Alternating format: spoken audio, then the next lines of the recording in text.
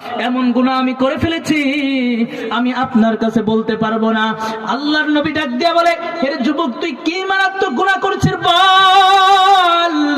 বলে, তোর গুনার থেকে এই আসমান জমিন বড় নাকি বল।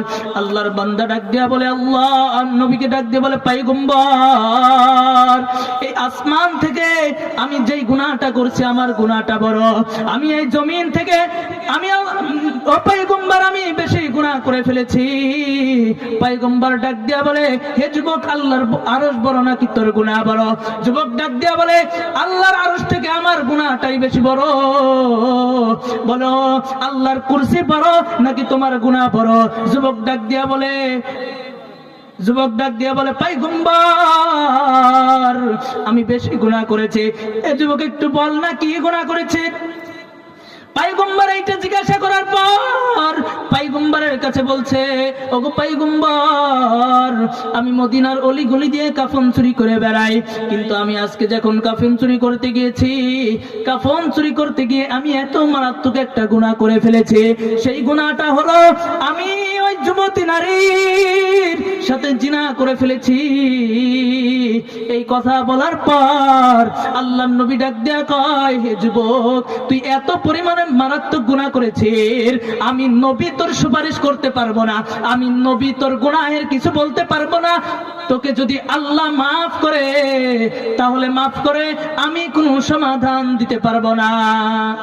এই কথা বলার পর যুবক একটা দৌড় দিছে, দৌড়িয়া যাইয়া একটা পাহাড় চূড়ায় উঠে গেছে। ওঠার পরে যুবক শুধু কান্না করে, কোনো দুঃখ খেয়াল নাই, আর কান্না করে আর বলে, মালিক, আয় আল্লাহ, আমি এত মারাত্মক গুনাহ করেছি গো আল্লাহ, আমি জানি না এই মারাত্মক গুনাহটা কি মাফ হবে নাকি। আল্লাহর কাছে ডাক দিয়া বলে, ওগো মালিক, তোমার নাম তো রহমান,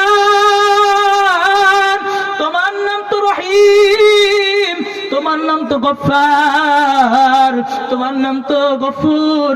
আয় আল্লাহ, তুমি যদি চাও তুমি মাফ করে দিতে পারো। এইভাবে আল্লাহর বান্দাটা কাঁদতে থাকে।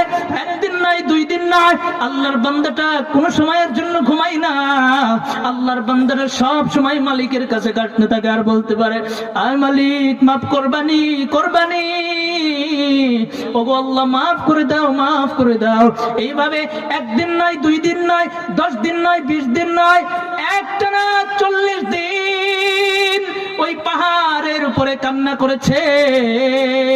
কান্না করার পর কারণে আমার আল্লাহর এত মায়া হয়, আমার আল্লাহ এত দয়া করেছেন, ওই